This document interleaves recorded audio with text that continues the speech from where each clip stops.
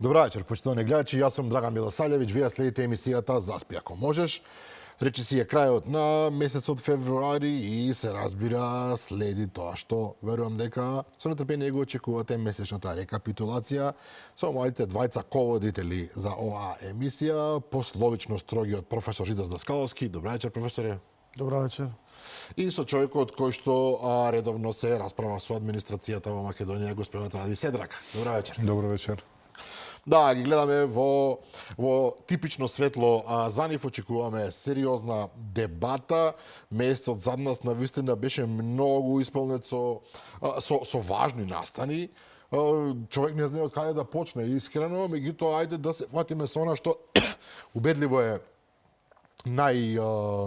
разгледувано на јавната сцена, фамозниот домашен притвор за поранешниот вице-премиер Артан Груби, кој што пред некој ден практично се појави на граница и се пријави по 14 месеци во бегство. Се уште трае расправата, професоре, дали требало да биде пуштен во домашен притвор или да си одлежи 30 дена како што налагаше претходното решение. Последната информација што успеав јас да ја видам е од Сдруженијето на јавни обвинители, вели политичарите да се воздржат од коментирање на одлуките за притворот на Груби и генерално обвинителството вели не може политичарите да се мешаат во одлуките на една самостојна институција. Па, видете сега, во принцип, така и треба да биде. Трите гранки на власт, односно поделбата на власта во Македонија, означува дека владата, да речеме, или политичарите не би требало да се мешаат во работата на судството или во правосудните органи или во обвинителството.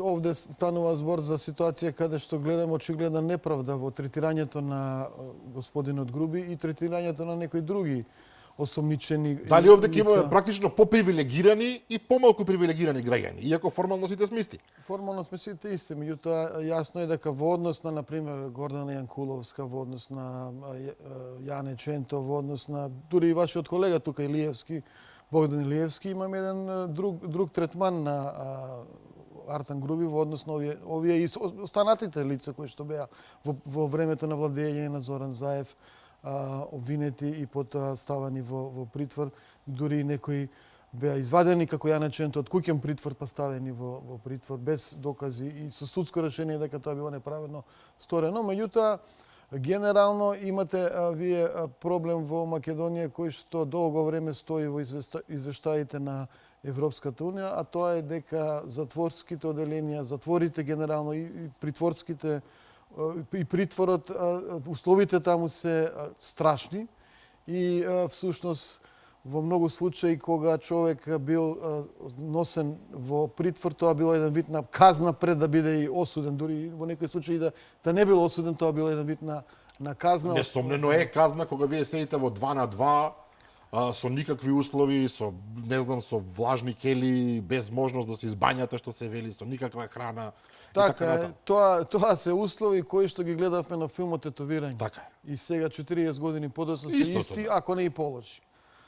Така што проблемот е системски и би требало така да се реши во основа да има некакви минимални услови во тие затворски притворски оделенија за да нема ситуација каде што некои големци се обидуваат на секој начин да го избегнат притворот, а во суштина да, треба, како што реков, поделбата на власт се диктира да се делуваат самостојно и без мешање од останати фактори. Тоа ми е јасно, професоре, без мешање. Меѓутоа, дали коментирањето е мешање?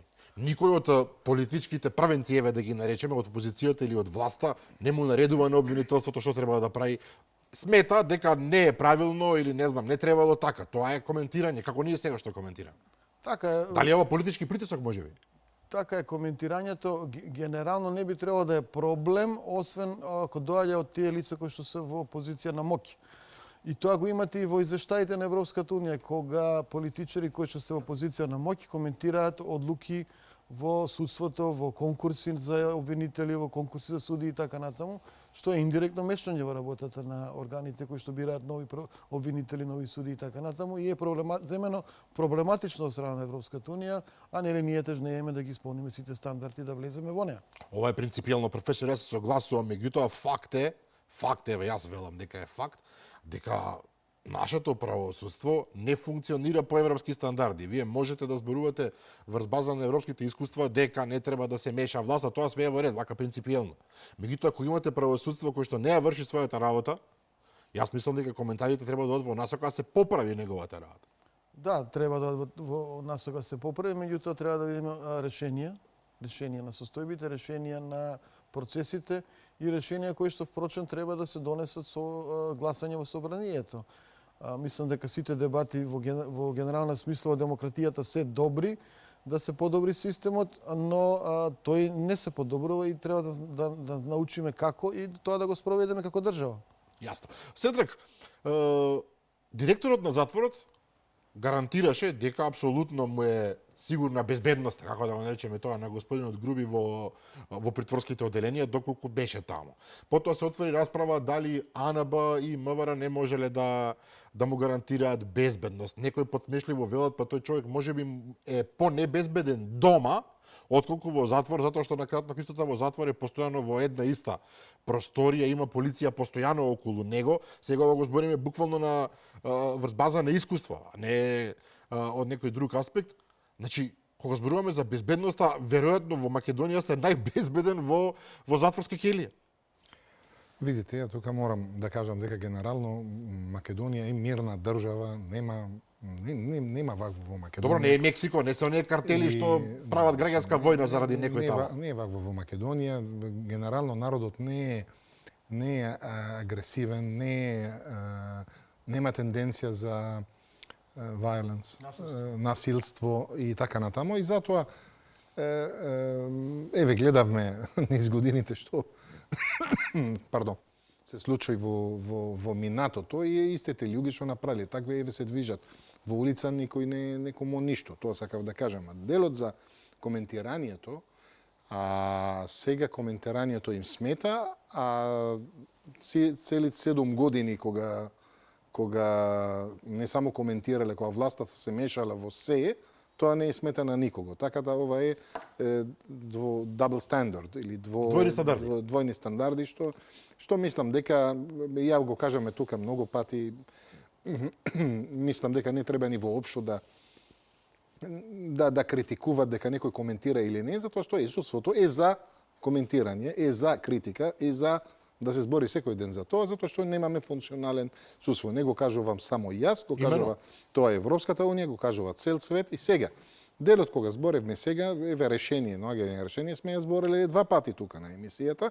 Имаме лекција што можеме да го научиме еве од прва држава блиско до нас со Албанија, што направила ветинг систем нов, цел комплет од странство да се прави. Очигледно дека довербата во судство, не знам сега колку е, ама не верувам дека нема ни да се качи, затоа што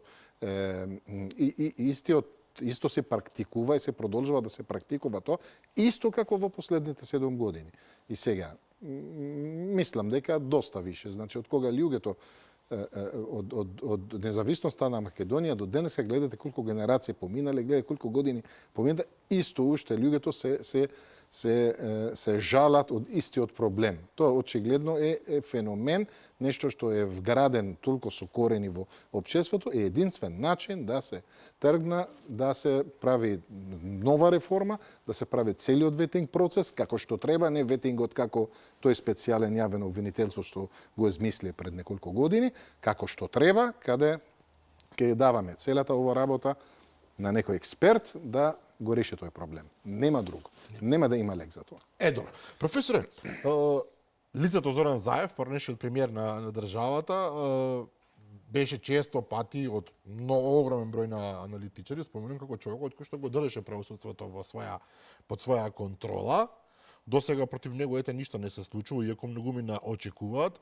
Напротив, тој денеска поднесе тужби за клевета и нарушување на честа и угледот против докторот Жан Митрев и против пратеникот од ВМРО ДПМН Бране Петрушевски, ги тужи за клевета и бара од секој од нив по 500.000 денари, ако ја добие, има намера парите да ги даде за деца без родители и така натаму. Не видов реакција од господинот Митрев, меѓутоа господинот Бране Петрушевски веднаш излезе со реакција. Помалку важно, меѓутоа нели е интересно во каква состојба нашето правосудство кога човекот кој што убедливо најмногу беше споменуван како оној што ја контролира таа таа инстанца на власта сега се наоѓа во состојба, иако е веќе со години во опозиција, да тужи за клевета само затоа што некој изнесол мислење што него не му се допаѓа. Добро, имаше обвинителка од специјалното јавно обвинителство која што Се кандидираше за јавен обвинител на државата, така, тоа зборувате. тие лица колку и ние да мислиме дека сториле политичко влијание, дека сториле злодела, дека сториле премиерот некаков криминал, се правно земено чисти. Се уште е така, да. Така е, тоа е тоа. Ние имавме и ситуација да една обвинителка од тоа СЈО раскажува како тој, Зоран Заев, влиел на процесите, на потегнувањето на обвиненија, на процесите на работење на СЈО, директно партиски, политички, така натаму. Но немаме никакви инстанци каде што лицето ЗЗ е осудено, па да кажеме дека трпи некакви последици. Се додека тоа така, тој како сите слободни граѓани во оваа земја има право на свое мислење, има право на мислење во однос на тоа што други кажуваат за него, има право да поттегне во судски процес клевета против пратеник или против било која јавна личност. За, еве чисто да кажеме, за јавни истапи и настапи со кои што се нарушува неговата чест и углед, се разбира. Но добро, ајде.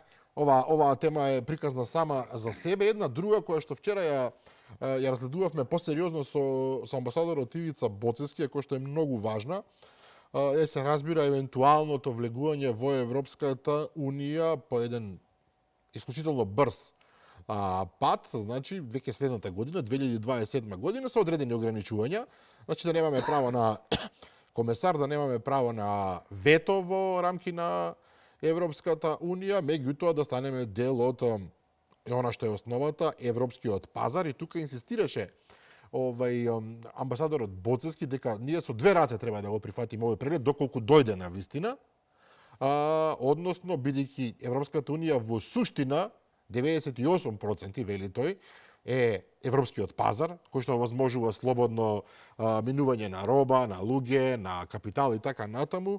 Треба тоа да го прифатиме веднаш, а потоа во годините што ќе следат да ги доработуваме останатите реформи и да ги добиеме дополнителните функции што ќе ни припаѓаат природно. Сега тука има една интересна работа, имено господинот Рокас, амбасадорот на Европската унија во Македонија, вели вака: не постои такво нешто во договорите кои што се дефинирани во Европската унија, кој што ќе предвиди дека секоја успешна земја која ќе ги исполни условите за членство во ЕУ да го нема на пример правото на глас или пак да го нема правото на вето. Меѓутоа за секоја промена треба да се согласат сите членки на Европската унија. Тоа значи, ако го разбирам добро амбасадорот, а не гледам зашто не би го разбрал, влезот вака е полувлезот, како да го наречеме, со ограничувања, повторно не е можен ако не се согласат сите 27 членки. Меѓу кои е Бугарија, која што, еве, јас се кладам дека нема да дозволи. Во принцип, дебатата е долготрајна во Европската унија за тоа како да се реформира самото функционирање на оваа алијанса. Имавте германско-француска работна група која што даде некои предлози. Тие предлози се уште стојат на маса. Меѓутоа, сега дебатата се интензивира заради самите геополитички околности со Украина, која со, например, денеска преку председателот Зеленски бара сигурен датум кога ќе влезе во Европската унија, до година се надеваат, очекуваат од Европската унија. Значи, морето е, што би рекло, немирно и ние тука гледаме како да се позиционираме. Некои политички првенци кои што се фактор во Западен Балкан, како Еди Рама или Александар Вучич, се имаат изјаснето дека во случај Европска унија да го смени пристапот, каде што земјите членки на Западен Балкан не би имале 100% членство во Европската унија како и останатите што го имаат, туку би имале на некој начин ограничени ингеренции, права и обврски, се изјаснија позитивно. Значи, Еди Рама и Александар Вучич велат, добро, окей, нема што тука ние да замераме, такви се околностите, да влеземе во ЕУ без право на глас, без право на комесар, со тоа што ќе бидеме дел од Европскиот слободен пазар, во иднината да се променат работите. Можеби ние би добиле право на глас, право на комесар, но за сега сме задоволни и со таа опција да бидеме некаков вид на второстепени членки. Членки на ЕУ од втор ранг. Ние, на владата, премиерот, на такво прашање на германски новинар, се изјаснија дека формално правно не сме добиле никаква понуда за таков вид на членство, не сме го разгледували, бидејќи не постои на маса таков конкретен предлог. Значи, нашата влада игра внимателно, не се изјаснува за ова прашање, што на некој начин може да ја очекувано, бидејќи доколку во дадена ситуација се истрчате со некои своји ставови, може потоа тие да бидат злоупотребени во односот кон вас. Ова е важно. Амбасадорот инсистира дека треба да бидеме не само да прифатиме, туку треба да бидеме предводници во овој процес. Меѓутоа, ако ги гледаме реално работите, за нас е од круцијална важност да станеме дел од пазарот, што ќе ни отвори можности за зголемување на економијата, зголемување на размената со Европската унија и можностите за извоз на стоки, капитал и добра. Дали треба да бидеме предводници или не е политичко прашање. Амбасадорот Боцевски смета дека тоа е така. Веројатно дека во дадена констелација ние би можеле така да постапиме, за разлика да речеме од една Црна Гора. Црна Гора одбива таква идеја и со право го одбива тоа, бидејќи кај нив прашањето е колку брзо може да ги затворат преговорите и сите поглавја. За нив е по-рационално и така постапуваат да го избегнуваат ова прашање и да кажат ние работиме на реформите, ги исполнуваме сите законски обврски од пристапниот процес и тежнееме да ги затвориме сите поглавја.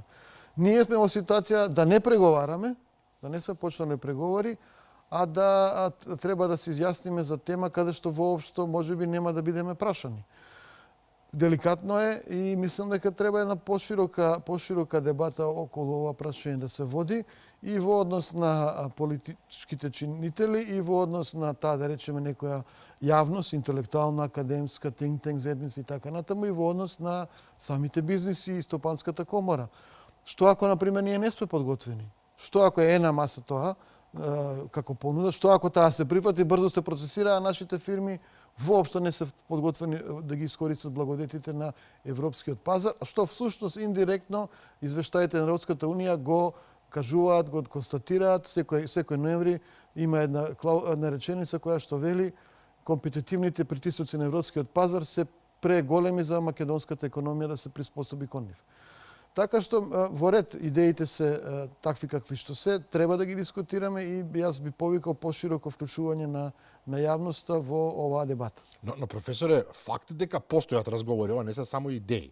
Постојат некакви разговори на повисоко ниво, ова не го измисли Вучич или не знам Рама или господин Мицковски.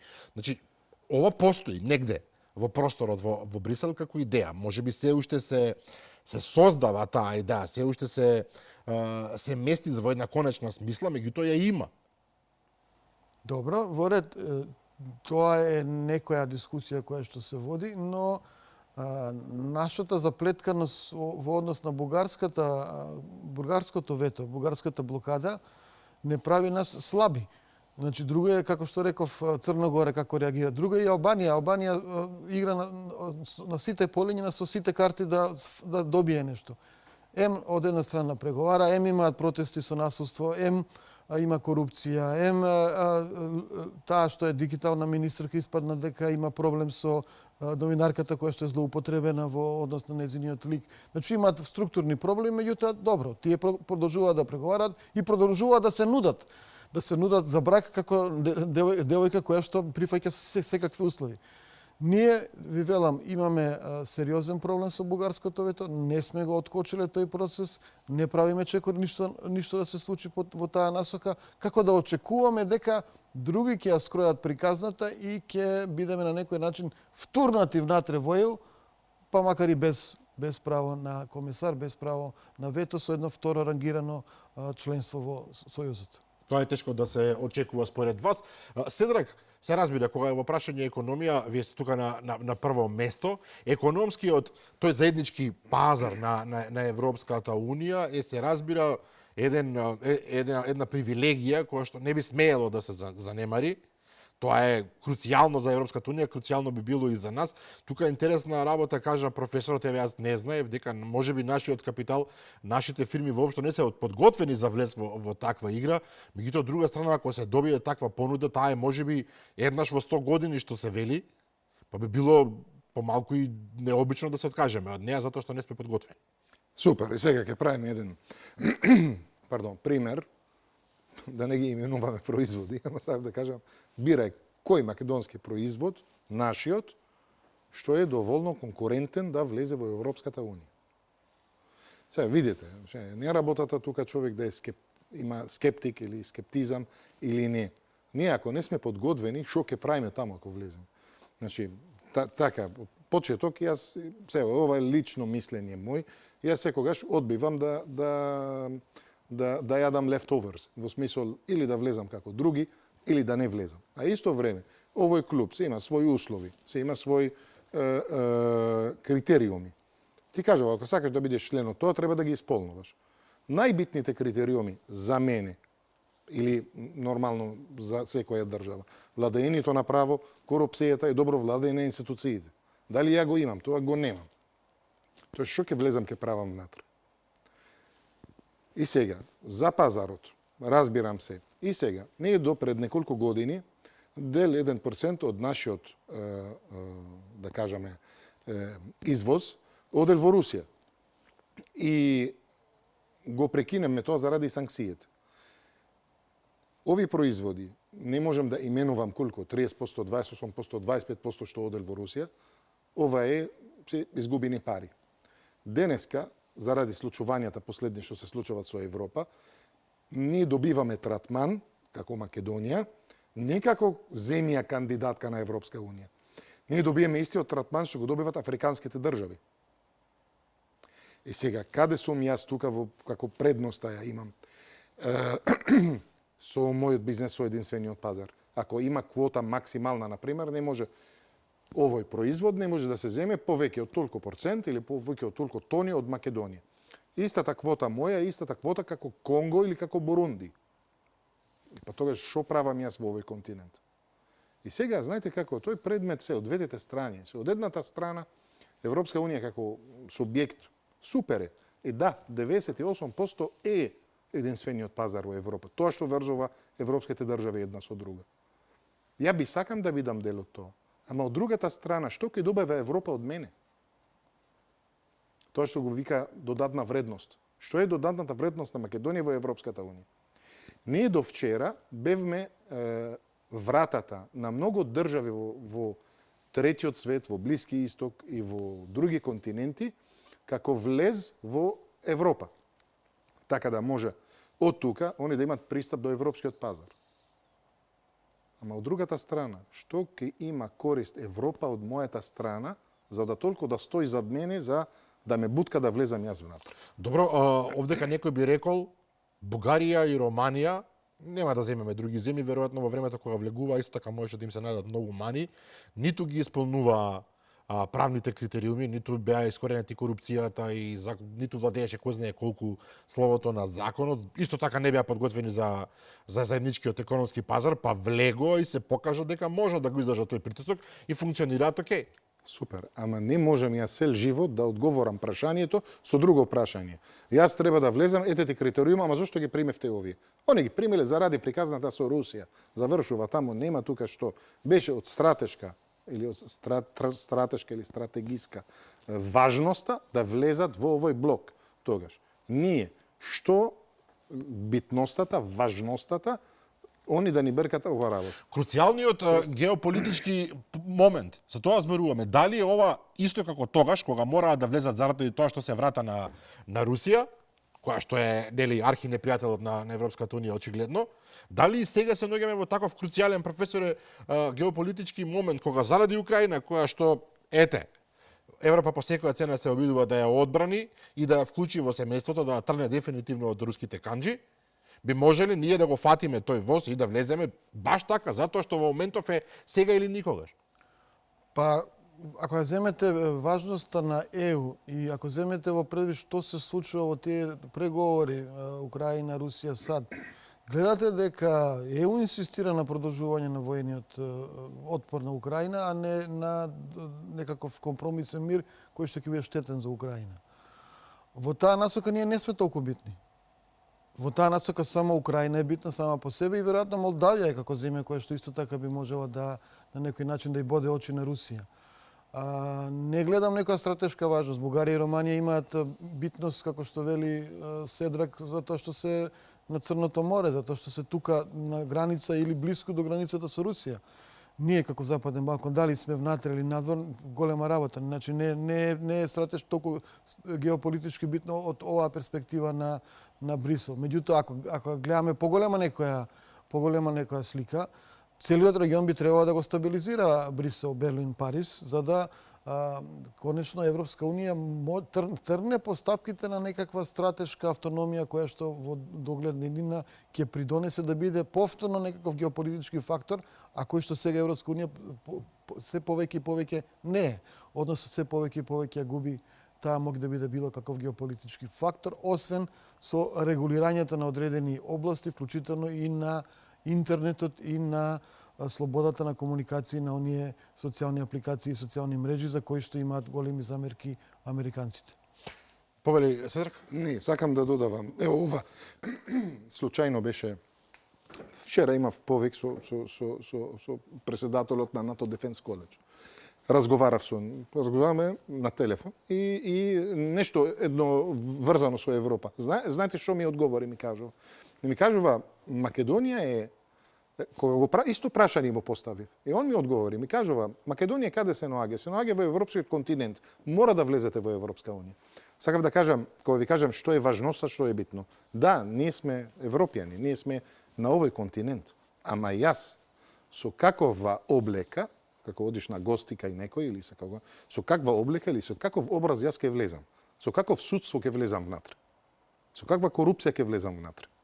Со какво добро владењето на институциите ќе влезам внатре. Со каква економија ќе влезам внатре.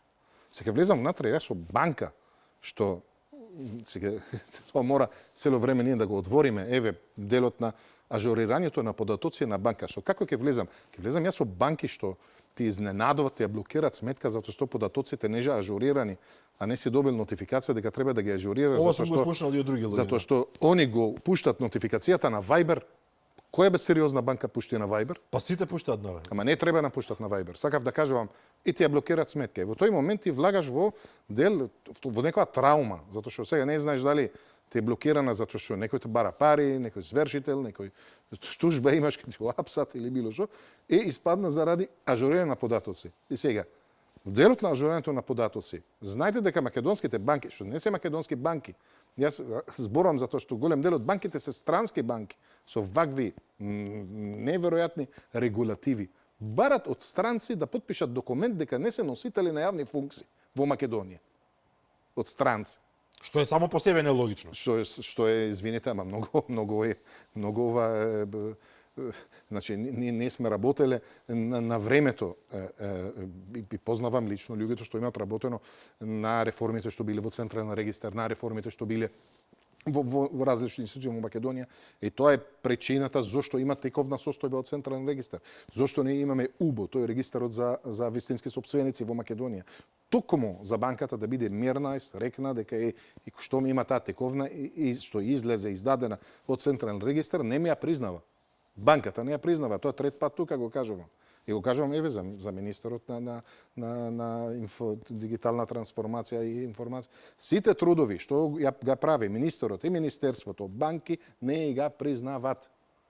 Таму има и други проблеми. Неодамна зборувам со луѓе на улица, пријатели од соседство кои што велат се прават такви некои компликувани промени кои што за просечен граѓанин се практично невозможни да ги направи. Едноставно у технолошка смисла. Камоли пензионер, оние луѓе кои што најмногу загрејани за одење по банки, што вели нашега еден сосед треба да на финки да положиш едно 20 испити за да можеш да влезеш во тие апликации да се снајдеш. И сега морам тука да коментирам, еве добра прилика е, најавиле добра вест, ја најавуваат како добра вест пред 3 дена. Мислам дека сите граѓани, сите гледачи и вие ја слушнавте, дека сега автентикацијата на плаќањата, кога ќе плаќате на интернет, ќе биде преко native application, фактички сопствената апликацијата на самата банка. Дали знаат банките во Македонија, еве, да ги прашуваме нека одговарат, дали знаат дека на луѓето што или на странците што живеат во Македонија или голем дел од македонците што го имат добијано телефон, на пример, од негов син или од негова керка или од странц му носел телефон што не е местен на македонски регион, знаете дека апликациите не се достапни? Значи, апликациите на банките се достапни само на македонскиот регион во телефон. И сега, јас, на пример, што имам регион поинаков, јас, еве ви кажувам на банките, не можам да ја најдам апликацијата. И сега, кога ќе дојде моментот да плаќам нешто и треба да ти праќаат OTP, што one time password, тој нема да го гледам, нема да бидам во можност да го гледам, затоа што апликацијата не е достапна на македонскиот на пазар, освен на македонскиот пазар. Ке ми кажува сега, добро, што е проблемот? Ај, направи трансформишн, ставај го телефонот на македонскиот пазар. Ако го ставам ја телефонот на македонскиот регион, губам мојот дигитален идентитет или да кажеме дигиталната лична карта што ја имам местана, што работи само на мој регион на телефон. Добивам, изгубам се што јас го имам платено тука и направено кај мене. Зошто? Затоа што не може да ја стават апликацијата на да кажеме, да биде достапна на било кој. А на македонците што работат во странство, што ќе прават? Истиот проблем. Знаете колку има македонци што работат во Германија, во Швајцарија, во Италија, во Франција, во Англија, во тоа. Што ќе прават ако нивниот телефон не е местен на македонски регион? Ово е моментот. Ние тргнуваме по големи, велики реформи, што во Белгија тоа го нема. Ние тука еве за да го имаме, ама за жал, кога доаѓа моментот на имплементација, ја упропастуваме работата. Зошто? Заради да кажеме, еве неписменоста или не доволно образование на тој човек што ја прави таа трансформација. Или неажурност, еве, не мора да биде И да се врзувам со сето тоа. Еве, со се што кажувам ја сега, со каков образ ќе влезам ја во Европа? Па ја ако влезам, он ќе ми каже, не бе брат, ти ако влезеш ќе правиш проблем. Ќе ми пореметиш. Боли да не влезеш. И затоа цело време кажувам, ние треба да правиме нашо домашно. Ние треба тука да работиме, да се напредиме на сите полинија, па после нема да бидеме во позиција да влеземе со нога, туку да диктираме. Ако сакате ние да влеземе, еве треба ова и ова и ова. Не сме во позиција да диктираме. За жал е така. Да се префрлиме, но кога спомнавме Европската унија, спомнавме војната во Украина, па тука дефинитивно ме навлекувате на едно прашање кое што вчера излезе, го изнесува најпрви тајната служба, ако не се лажам, војната служба на Русија, потоа веднаш се надополни на него дури портпаролот на Кремљ, господинот Песков, па и Марија Захарова и така натаму, имено изфрлја информација дека Британија и Франција сакале тајно да донесат елементи за атомско оружје во Украина, кој што потоа би можело, нели, да се постави таа боева глава на одредена ракета или не знам од подморници, кој дури има и конкретната атомска бомба, француска некоја беше, која што може да се постави на подморница, нешто што го подигнува влогот максимално во оваа приказна, затоа што нели позната изјавата на Владимир Путин дека во случај Украина да се обиде да добие или да го навистина да добие нуклеарно оружје, тогаш Русија нема да чека и ќе го употреби своето врз таа земја. Видете, значи генерално колку и да ние коментираме на тоа дека Русија направи инвазија, агресија и дека тоа е неправедно и така е, русите си имаат своји причини, своји аргументи зошто ја спроведуваат таа според нив специјална војна операција, а тоа е сврзано со безбедносни перспективи и перцепции. Во принцип, ако вие добро ја следите војната која што веќе трае 4 години, знаете дека Русија во секој момент се обидуваше да ги оневозможи доставите на крстосувачки ракети на Украина со поширок домен. Значи, почна да зборуваат за американски, за британски, од 200 км, 300 км, тие германските Таурус 500 км, германците рекоа не сакаме да ги испорачаме. Сега, покрај оваа вест се случи нешто многу спектакуларно. Украинците има еден голем воен успех со тоа што нивна ракета Фламинго испука и погоди постројки, погоди индустријски капацитети кои што прават Искендер и други балистички ракети на русите, оддалечени 1100, сега може ќе залечам во километражата, меѓутоа длабоко на руска територија. Покажуваат украинците капацитет дека се способни и без овие ракети што ги бара од Америка, од Германија, од Британија, самостојно да направат проектили со кои што ќе гаѓаат стратешки објекти на Руската Федерација. Се сеќавате и со оној напад на дронови на стратешките бомбардери на Русија. Значи, на секој начин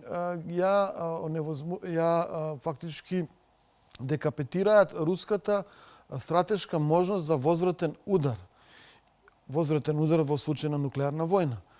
Тоа е нешто што навистина ги вознемирува русите и најновата вест, што може е точно, може не, тие велат дека е точно според нивното воено разузнавање, дека Украина дури размислува да земе некаква валкана нуклеарна бомба. Ставете вие на таков проектил Фламинго се викаат тие најновите проектили на Украина и сваќате дека тие можат да погодат било која мета во Руската Федерација, доколку внимателно се прати, се отстрела, се пушти тој проектил. Станува збор за огромен безбедносен ризик кој што го зголемува можноста за нуклеарна војна или за нуклеарни удари кои што би имале стравотни последици не само по Русија, Украина, може би дури и по Франција и Велика Британија и по целото човештво.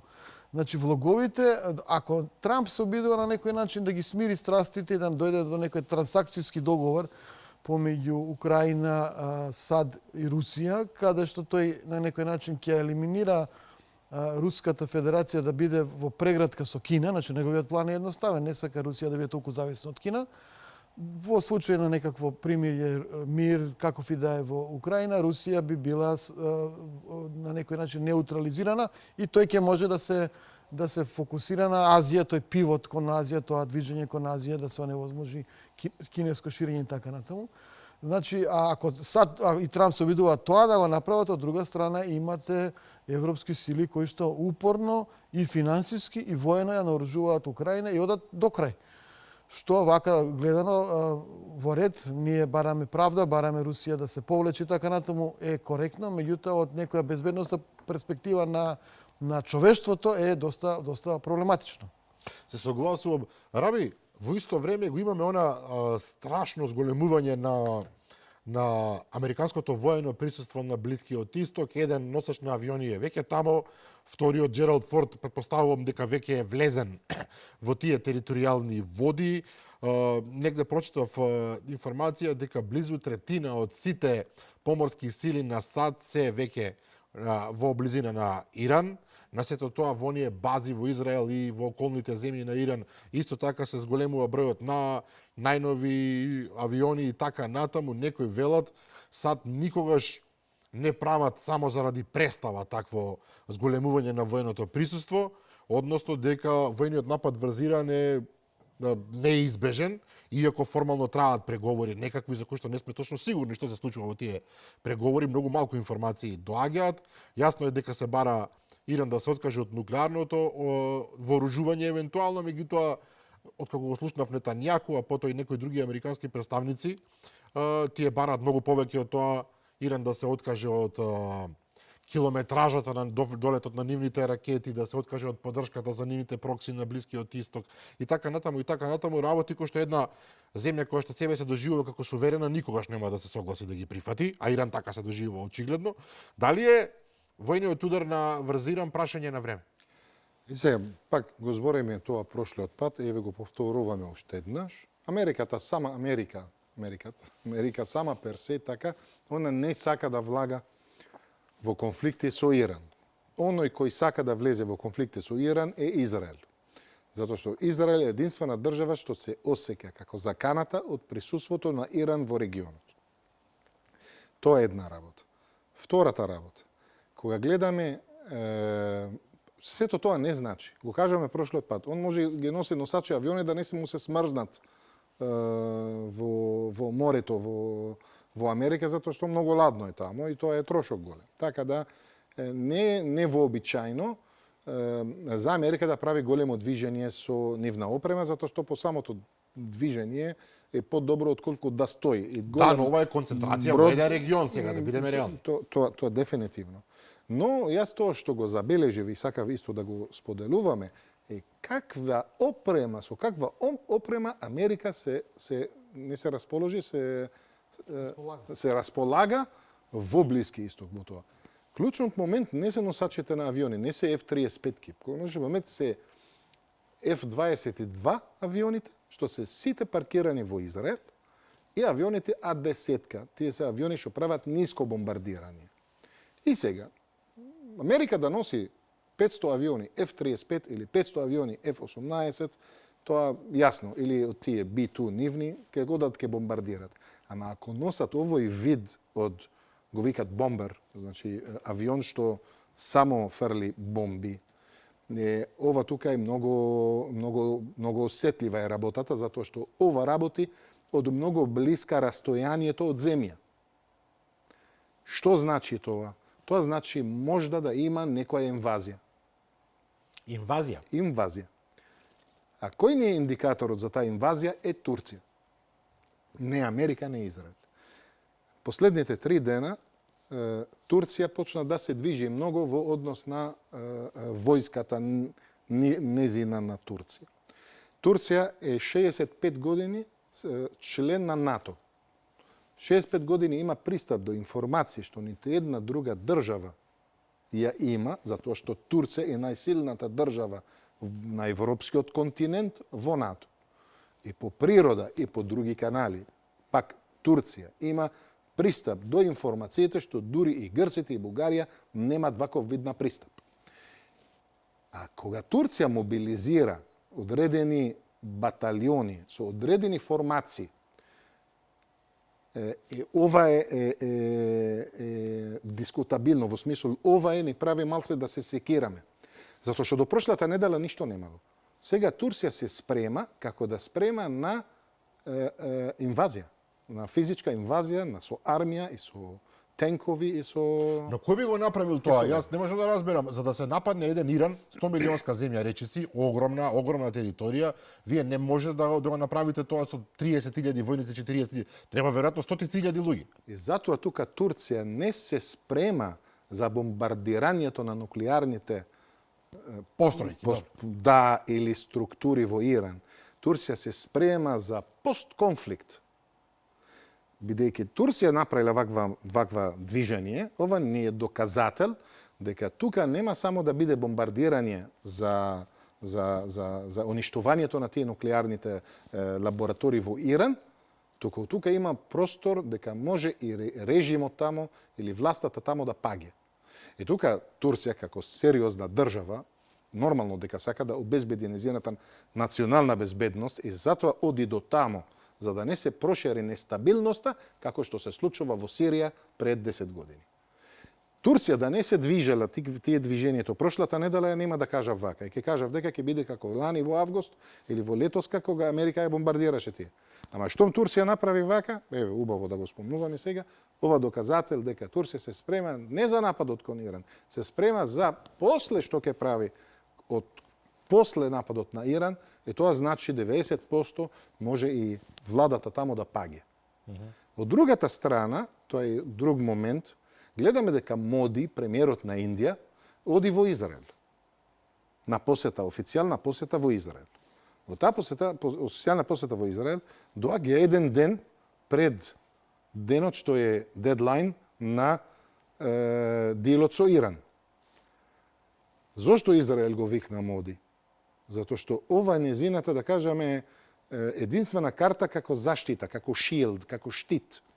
Затоа што кога имаш премиерот на држава што има 2 милиарда или не знам колку во Индија, 1,5 милиарда. Да, тоа значи нема да ризикуваш да бомбардираш Израел во моментот кога и Моди е присутен тамо. Затоа што во тој момент ќе предизвикуваш нешто многу поголемо од тоа што ти можеш да го издржиш или да го трпиш. Интересна комбинација. И не само тоа, отишол Моди, што да купи од тамо? Да купи лазер бим. Што е тоа? Тоа новиот како Iron Лазер. Dome. Аха, добро. Iron Dome има нова технологија сега со лазер Лазерска заштита од ракети. да, односно лазерска ракета. А таа лазерската ракета кошта од прилика секој лансирањето на тоа $3. Или Но тоа не е $5. ништо. Што е далеко поевтино од користењето на Iron Dome. И во овој момент, додека зборуваме, Израел потпиша договор со МОДИ и му дава трансфер на ноу-хау на таа технологија. Знаење како. Значи, они влагат во некаков вид од, еве кажувам, католички брак, затоа што кога правиш ваков дил со држава, со милиарди луѓе, на толку долго години за одржавање, за ноу-хау трансфер и за производство, ова значи ти се купуваш сојузник, не само продаваш некоја технологија, и моментот дека денеска се случува тоа во истиот момент кога Турција се движи на таков начин, ова мене ми е доказателот дека тоа ќе се случи во Иран. Дека нападот ќе се случи. Да. Сега, професоре, тука јас дојам до можеби круцијалното прашање според мене. Европа функционира како што рековте, од една страна ќе ја внесува Украина во Европската унија, од друга страна по секоја цена се оди на вооружување на Украина да се бори со Русија, да се нанесе тој стратешки пораз. Америка функционира, особено во последниот период, поинаку. Тие да, повторно го даваат оружјето американците, да не се лажеме, меѓутоа се европски пари. Тоа е голема разлика. Дали е возможно, не верувам дека влегуваме во теорија на заговор, туку само размислуваме, дали е возможно на онаа фамозна средба во Енкоридж во Алјаска да е направен договор, дел од договор, еве да речеме, во кој што Русија ќе се откаже од, условно кажано, од режимот во Техеран, односно ќе ги пушти низ вода, да можат Америка и Израел да завршат својата работа тамо, бидејќи да не се лажеме, ако паднат тамо овие мулите, би требало да дојде некоја сосема поинака власт, која што ќе биде многу проамерикански расположена. А за возврат Америка практично да се трне од Украина и да остави Русија тамо да заврши работата според своите сметки. Мислам дека Русија нема статус на суперсила како што е САД. Русија има огромни проблеми во поразување на украинската армија. Таа ги губи позициите во Кавказот, ги изгуби веќе позициите во Кавказот во голема мерка. Трамп направи еден феноменален договор каде што поразените ерменци успеваат да се, односно оваа влада барем сигурно, не знам дали тоа е така, ќе потреба да се договорат со Азербејџан, направен еден коридор, Занзигур коридор, кој што ќе придонеси и за економска ревитализација и за енергенците да се извезуваат од Азербејџан полесно во Турција. Русија ги губи позициите и во Централна Азија, така што да кажете дека Русија нешто може сериозно да помогне на Иран во оваа констелација е тешко веројатно. Тие можат, се разбира, да дадат техника, тие можат да продадат оружје и така натаму, меѓутоа сериозно да направат некаков исчекор во одбрана на Иран, сигурно не можат и нема да сакаат да го направат. Но можеби во констелација заедно со Кина. Неформално кинески авиони пристигаат постојано во Иран и носат нешто. Значи тука главното прашање кој може и можеби, значи тука има премногу спекулации што се случува.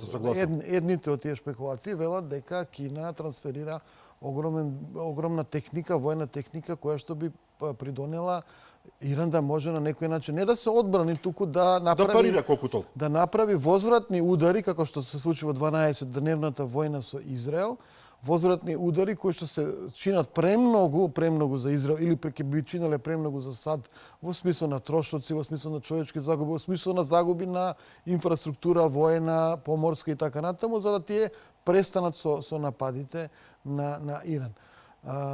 Иран е од круцијално значење и за некој начин извозник на енергенци во Кина и круцијално значење за Кина во однос на оној пат на свилата, односно Belt and Road, патот на Каишот и патот на Каишот, односно патот кој што врши трговска размена и влијание на Кина во сите региони во азискиот, евроазискиот, ако сакате, континент.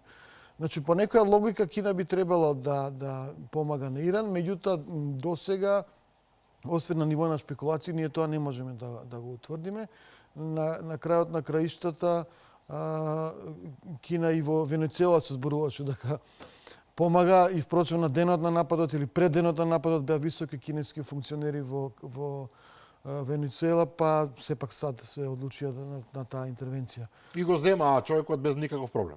И Зборуваме за Николас Мадуро. До киднапира Николас Мадуро. Она што е битно е дека во април ќе има една средба која што ќе биде на највисоко ниво и која што ќе биде најбитна за светскиот поредок во оваа година во иднина, а таа е средбата на Си Џинпинг и Доналд Трамп во Пекинг. Значи, таа средба ќе ги, всушност, може да ги дефинира односите меѓу Пекинг и Вашингтон ДС, може да дефинира некаква разрешница во напнатоста, бидејќи од првиот мандат на Доналд Трамп до владењето или управувањето со Џо Бајден, како што некои велат, и овој мандат на Доналд Трамп, САД се обидуваат на секој начин да изолираат Кина во Азија, да изолираат Кина технолошки и да ја поразат економско-финансиски. Така што ова, ако се случи нападот на Иран, несомнено ќе има огромни реперкусии за меѓународниот поредок. Доколку падне режимот во Техеран, тоа може да биде и брз крах на Иран како регионален фактор. Доколку тоа не се случи, може да има сериозни последици и по значи, воената инфраструктура на Израел и на САД, и може да се случи до затворање на каналите за продажба на нафтени деривати од целиот тој регион и бум на цената на нафтата, бидејќи едноставно Иран постојано се заканува со блокирање на тој проток на нафтени деривати од Иранското море. Така.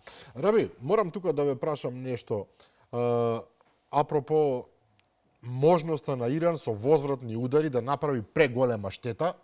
Имаме многу навивачки расположени луѓе по светов, генерално, кои што, нели, размислуваат во правец дека Иран би можел да направи катастрофална грешка, меѓутоа во исто време и еден вид на неверојатна пиар победа, со тоа што би успеале да потопат некои од носачите на авиони. На САД, мислам дека никој никогаш не го направил тоа после Втората светска војна. Вие, ако не се лажам, сте биле на носач на авиони во животот? Да. Тоа е едно чудовиште, тоа е една... Беве на францускиот Клемонсо и на американскиот. Да. Тоа се невидени бродови кои што страшни пари чинат, по 5000 луѓе има на нив, носат авиони и носат што се не со нив. Колку е реално, со какви да е ракети, кои што би располагал Иран, може би, или дронови, некои велат со некои убер нови дронови, на вистина Иран да се најде во ситуација да потопи носач на авион? Видите, за носаче на авиони САД е број 1 во свет во тоа. САД се вежбат постојано на како да тонат носачки на авиони, и пробуваат на свој, тие што се декомишен, тие што се фактички треба да одат на пензија, пробуваат да ги тонат и не можат да ги тонат. Значи, 10 дена ги бомбардираат секој ден за да може да се тони, затоа што структурите на овие носачи на авиони направени на одреден начин дека е вода да влага во некој од тие компартмент, нема да паѓа носач авион. Значи, последна вежба беше прошлата недела, мислам дека, или 2 недели, го прават и пробале 10 дена да го урнат, да го потопат носачот на авион, не можат, ова е доколку зборам од бомбардирање од горе. Од доле со торпида и со вакви работи, да, има ваква шанса, но сега видите. Иран, единствен начин за Иран да го тоне ваков брод е да лансира овие ракети нивни што се ги викат тие што многу брзи, што тоа. Ама тука има од другата страна американската доктрина на вакво нешто. Сега во моментот кога ќе лансират вакво нешто, ќе стигна за 10 минути, да може да прави штета, во тој момент ќе се уништи целата Иран, затоа што во тој момент Америка ќе лансира свој арсенал на Иран и во тој момент е во таква доктрина на ваков вид на напад, тука Америка не гледа веќе дали лансира на цивили луѓе или на воени структури или за било што, ќе ја бомбардира цела држава.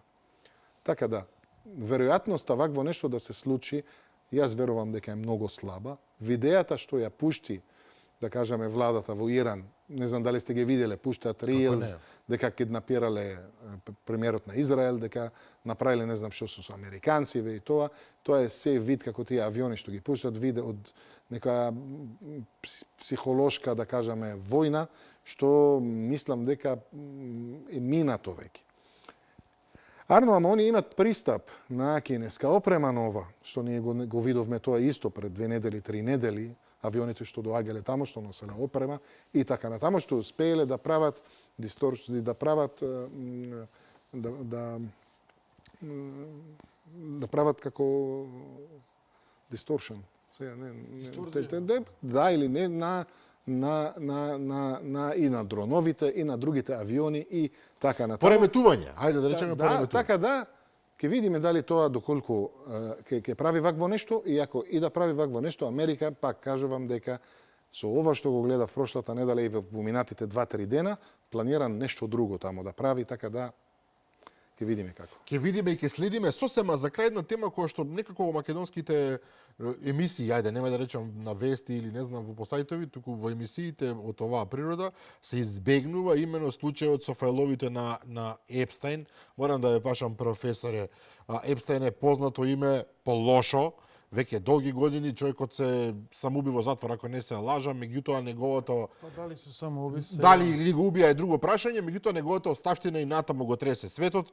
Се работи за човек милиардер кој што очигледно имал врски со сите моќници пред се во САД и во Европа и кој што очигледно ја злоупотребувал својата моќ за сексуални гадости, ќе кажам, со малолетници, во кој што изгледа дека учествувале бројни познати фаци од светот. Беше прв пат после 400 години уапсен принц од Велика Британија, принцот Ендрю, родениот брат на кралот Чарлс. 400 години не се случило такво нешто. Еве го Бил Гейтс, еден од најбогатите луѓе во светот, се извинува за своите врски со Епштајн и така натаму. Се спомнуваат кој се не. И Доналд Трамп се разбира, и Бил Клинтон, и холивудски звезди и така натаму, и така натаму. Повторно во теоријата на заговор се разбира она што се пушта, не знам, тие јаделе деца, аденодромот, тамо го, како се вика, го ваделе од децата, правеле, не знам што се не, тоа се разбира во рамките на не баш веројатното. Меѓутоа, фактичката состојба е дека многу од овие јаки луѓе учествувале во приказните на Епстајн. Може ли ова да направи толку драматични промени во САД пред се? Видете, станува збор за една морална декаденција и деградација на општеството, кое што нема никаква паралела до сега. Вие имавте постојано обиди, например, во почетокот на 2000-тите, од 2010 до 2020 година, се сруши Силвио Берлускони и него му пакуваа разни скандали. Меѓу другото го обвинува за така наречени бунга забави. Пак гледавме таму голи машки и женски ликови, чешкиот премиер на тие забави и така натаму, но тоа, обични секс забави, нема никаква врска со ова сега што го гледаме, слушаме, читаме и коментираме. Таква морална деградација на елитата покажува дека покажува една свест за недопирливост, каде што дури и оние морални вредности што би требало да ги имаат сите луѓе, а најмногу треба да ги имаат лидерите на светскиот поредок, ги ставаат настрана. Малолетници се подведувани, малолетници се силувани, па дури според некои од документите убивани, закопани на тој ранч. Тоа е една таква деградација која што навистина ќе беше тема број 1 постојано и секаде низ цел свет, за ако не се случува оно што се случува во последниве десетина години, а тоа е техника на поклопување на еден настан со друг настан. Тоа го прават и американците, и Европска унија, и русите, и тука балканските лидери. Значи имате скандали и афери кои што траат 24 часа, 48 часа, недела дена, а потоа се поклопуваат со други вести, со исто така напнати настани, напнати вести и се на некој начин заташкуваат работите. Не знам зошто огромен дел од тие фајлови се така класифицирани да не се видат имињата на одредени сторители. Тоа е можеби внатрешна американска политика, но ако притисокот пред да се дадат овие фајлови во јавноста беше на Трамп, нешто тој крие, сега веќе е обратна ситуацијата. Од политичките фигури во САД најголема жртва се разбира Бил Клинтон, кој што го има секаде, меѓутоа глобални моќници како Бил Гейтс навистина се исто така имплицирани, генерални секретари на Советна Европа и така натаму. Не знам зошто, но очигледно светот оди во таа насока да елитите на глобално ниво имаат преголема моќ која што е неконтролирана и се вон стандардните системи, еве ако сакате американскиот систем на checks and balances. Добро. Конечно за крај, Раби, ќе има ли некаква судска разврштица во која што не знам ќе настрадаат на вистина оние круцијални играчи, а не некои тамо споредни ликови кои што ќе бидат жртви на местото на вистинските крвници? Не, тоа никогаш нема да се случи. Главните се ќе бидат чувани како секогаш, знаеш, business as usual. Ке малите, сега видите, знам дека не е тоа што очекувате да го слушате, ама за жал е така. И за таа декаденција што оние збори, тука ние имаме тука во Македонија. Ние завчера се степале на семафор. Да сакам да кажам дека се тоа се менува. Ние веќе голем дел од тие се сетите за диверзија. Значи, пушти ова заради нешто друго да се прави. Па после во таа гужва, еве, после ќе се изненадиме, тој ја работи. Така да, не верувам баш. Значи, ќе биде се бизнес as usual, исто со Русија и Украина, исто со Блиски исток со Иран, исто тоа. Така да, не очекуваме тука ништо. Си пуканки. Да. Значи... Сега не, да се радуват може за пейсера, сега нели ние тука цело време збориме дека нема меѓународен систем на плаќање во Македонија, сега еве добра вест дека Македонија конечно добива два система на ваков вид што овозможуваат еве граѓаните да плаќат онлайн, да добиват пари од странство, што тоа е многу добра вест, само има една мал проблем, тоа исто вреди да се спомнува дека со благодарение на прошлата власта кога ја направиле тоа со Северна и има одредени стандарди што треба да бидат почитувани во, например, големината на фонтот во личните карти и во пасошите. Не знам дали граѓаните имат забележано дека од кога се смени името на државата, се намали фонтот во лична карта, сте приметили вакво нешто, и со намалувањето на ваков фонт до осмица не овозможува више на читачите на на личните карти и на биометрични идентификации да се читат, така да станува автентикацијата на личната карта или на пасошот невозможна со ваков вид на апликациите, благодарение на намалување на ваков фонд за да може да се пика името С. Ова Добро, не името се тоа граѓан на не знам што па, тоа. добро, никој ли не го предвидел ова? Просто неверојатна информација. Не. Затворен цитат. Исто како апликациите на банки. И сега тоа е. Така да се надеваме дека ќе го решават тоа брзо и дека системот на верификацијата на квесционерот што го имат на таа апликација нова да побрзо малце верификација оди, затоа што до сега треба да ја чекаш околу 3 недели да се верифицират, така да доколку тоа ќе се реши, тоа ќе биде многу добар чекор. Да се надеваме. Раби Седрак Жидов Скалски, благодарам за вечерашното гостување.